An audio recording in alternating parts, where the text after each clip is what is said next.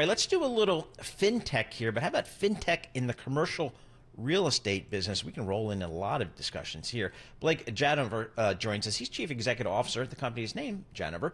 He joins us from Boca Raton, Florida via Zoom. Blake, thanks so much for joining us here. Let's start out by just explain to us what you guys do at your company, Janover, which is a publicly traded microcap stock on the NASDAQ. JNVR is the ticker. Yes, that's right. Thank you so much for having me. So in short, we've got a marketplace for commercial mortgages.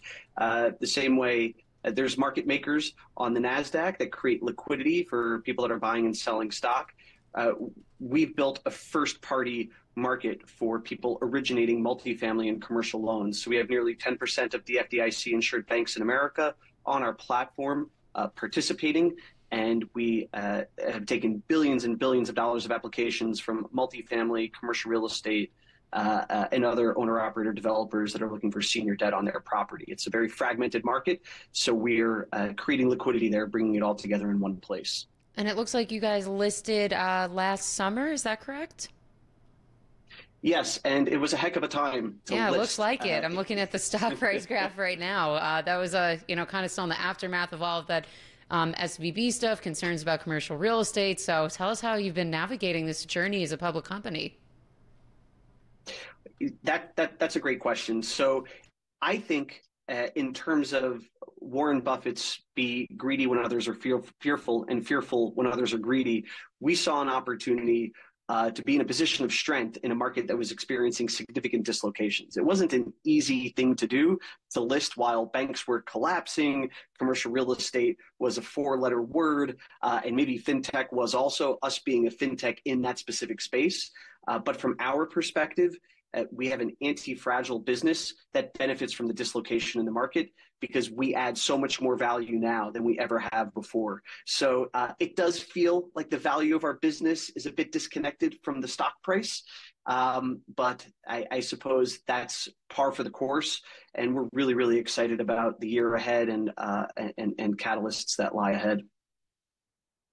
Talk to us about, from your perspective, kind of your exchange. You see kind of the mortgages trade hands here, buyers and sellers. What's your view of the commercial real estate business these days? I know there's lots of different buckets. It's a lot more than just office space, but kind of what's your view?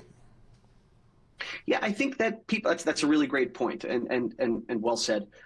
I think when people talk about commercial real estate, they just kind of they're talking about office, and maybe they're talking about B and C office in urban markets like San Francisco or New York. And I think those specific properties are definitely higher risk. There's certainly a higher risk cohort of multifamily apartment complexes that were purchased over the last 24 months without interest rate caps, maybe with very optimistic buyers that were highly levered.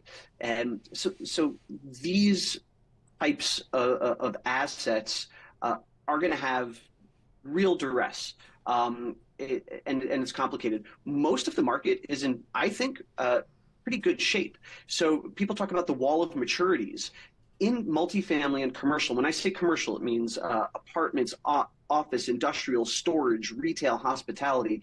In the context of these are all balloon notes. So no matter what happens, there is a wall of maturities every year. There's a wall of maturities this year and next year and the following year and forever. That's part of how the business works. So most of these properties are fundamentally healthy. They benefited from inflation. The net operating income on these properties improved, and they're going to be able to service their debt. But there is an exposed cohort of the market. I just don't think it's as sensational as it's being maybe presented on some news channels. Let's talk about the retail component of that. I mean, we've been talking so many years, calling for like the death of the mall. Obviously, that hasn't happened. It's, like you said, with office space, a bit more nuanced than that, and getting into a tier A property versus B and C. And a lot of the retailers being selective about this too. Macy's, which stores they're going to cut, which ones they're going to focus on. So how do you approach that strategy when it comes to the retail component of the portfolio?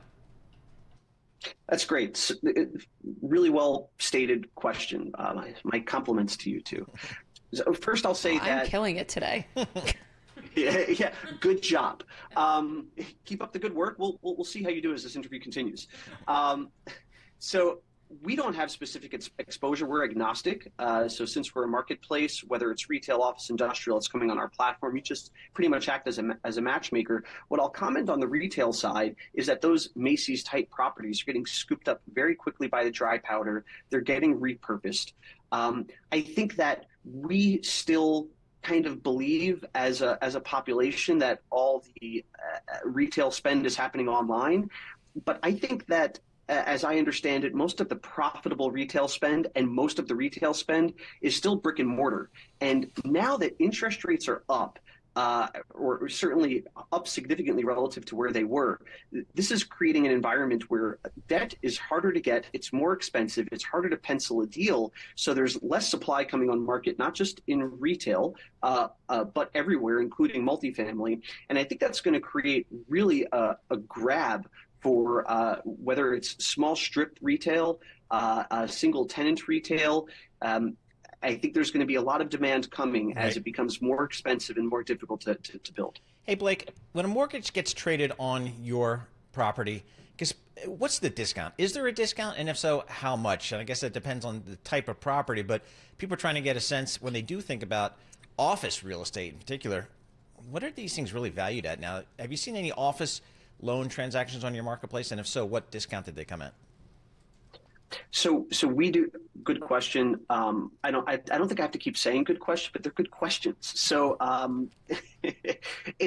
so our marketplace is for first party transactions. So those trade at par because our marketplace is, hey, I'm buying an office building. I need a 40%, 50% leverage loan, and a bank is coming and originating it. Now, we do have insight into what's happening on the secondary market, and I'll tell you exactly what I'm seeing.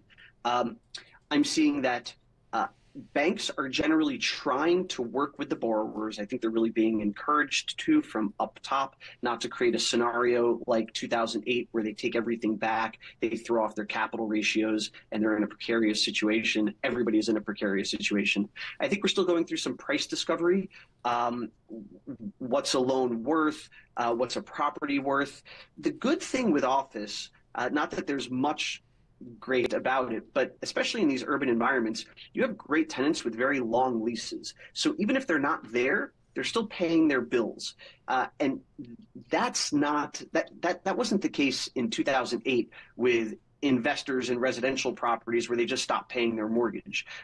So you have a lot of tenants with very long leases, and that gives time to kind of work and figure these things out. I have not seen any banks besides the ones that are getting whacked on the news, wholesaling at discounts, anything. They're all trying to work with their borrowers and trying to manage their portfolios thoughtfully. All right, Blake, fascinating discussion, fascinating business. Blake Janover, Chief Executive Officer. The company's name is Janover, and talking about the mortgage market for commercial real estate and others. So people are trying to get a sense of just kind of where that business is broadly defined. We know there's some pain out there. Some banks have felt it, like the New York Community Bank, in their portfolio, but people are just trying to get a handle on that.